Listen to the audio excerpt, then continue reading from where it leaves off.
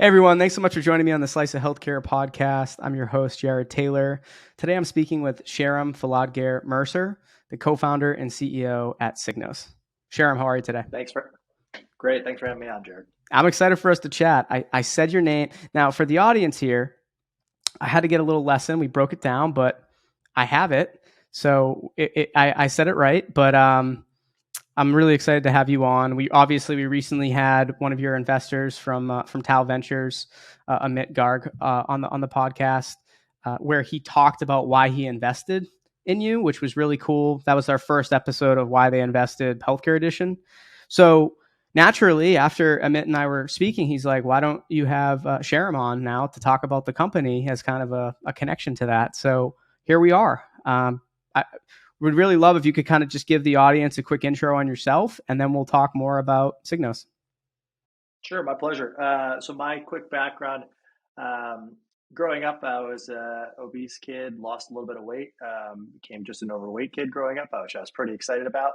My parents threw me in a bunch of sports, got good at hockey, went to college to play, and ended up having a couple offers to play in the NHL. And I tell that sort of background story mostly because 3 or 4 years ago, I was overweight again, and so like many Americans, sort of up and down in the weight spectrum, and it was a struggle. And so my background is computer science undergrad, and got a graduate degree, but ended up both being a venture capitalist for a little while, and then an entrepreneur in residence at a different VC firm as I started an AI software business. But one of the things that I've always been passionate about is the body and how do you optimize it. And I think one of the struggles is that historically for the last 50 years we've been using the calorie as the metric, and I've always been looking and thinking there has to be a better way. And so a bunch of pieces came together in my mind at one point, about 3 years ago, when looking at continuous glucose monitors, and looking how at glucose in particular as a metric, that we can start to intersperse with others to look at an individual's metabolism and come up with a personalized way, or a personalized medicine, personalized healthcare approach, to tackling the obesity epidemic and helping people both lose weight, but really hit their optimal health goals. And so that led us to where we are today and led me to start Cygnus. Thank you for that intro. And that actually takes a part of my next question for you, where I always ask the why, how, what of Signos. So you really already covered the why. If you can kind of talk more about how the platform works and like a quick description, if you were meeting someone for the first time and needed to explain it to them real quick, what that looks like. So how does it work today? What it does? You can kind of switch up whatever order you want to do there, but I know our audience would love to hear that. Yeah, of course. So Signos essentially translates individuals' metabolic signals into timely recommendations for eating, exercise, better health. When members join Signos, they log what they eat. They allow the platform to learn, which essentially allows the platform to learn each person's glucose reaction to specific foods. Once they're calibrated, the platform uses the data to provide personalized nutrition suggestions, including which foods are best for each members, when to eat them, when to exercise, the intensity, et cetera, in order to bring your glucose levels back within their optimal range. And so that's really how Signos works.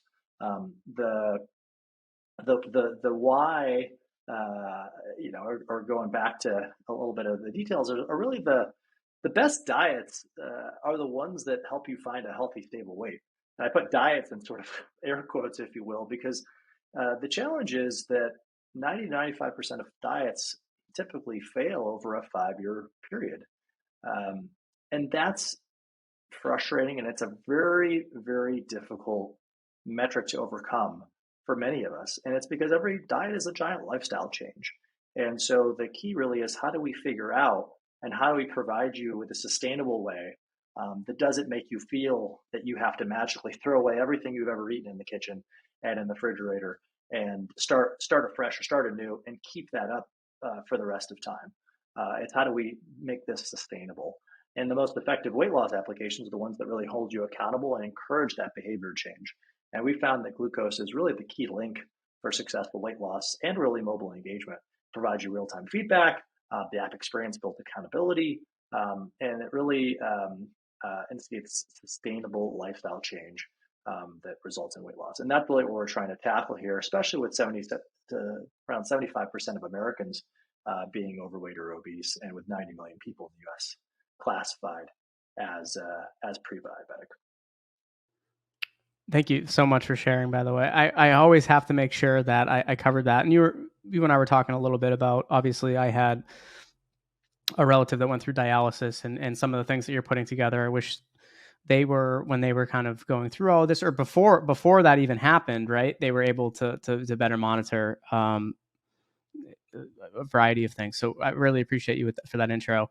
One of the things I wanted to ask you leading off of that was, why would a non-diabetic use Signos? Yeah, no, I appreciate that question. So historically, diabetics have been measuring their glucose levels for a little bit of time now, and continuous glucose monitors have been a really critical tool to achieving that outcome. And the point, though, to your question is diabetics aren't the only people that can benefit from tracking glucose.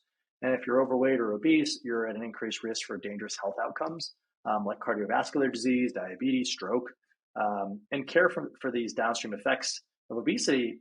There's trillions of dollars of healthcare, of chronic healthcare conditions that are a result from sugar mismanagement and obesity. And the best way to really prevent these critical conditions is to maintain a healthy weight and body composition for you as an individual, and really recognize these risk factors early.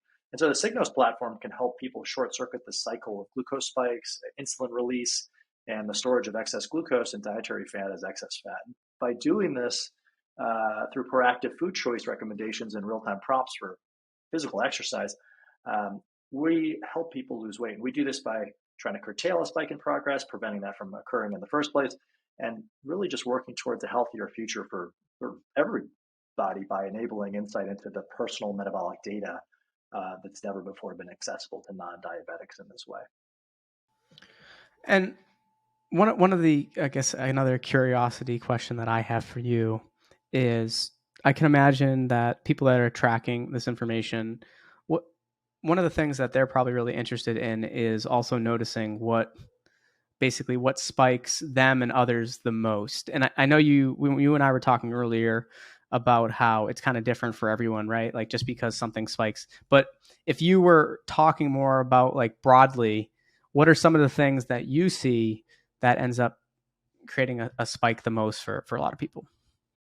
Yeah, it's fascinating. In our data, the single biggest spike food across gender, age, weight, and activity level is a banana.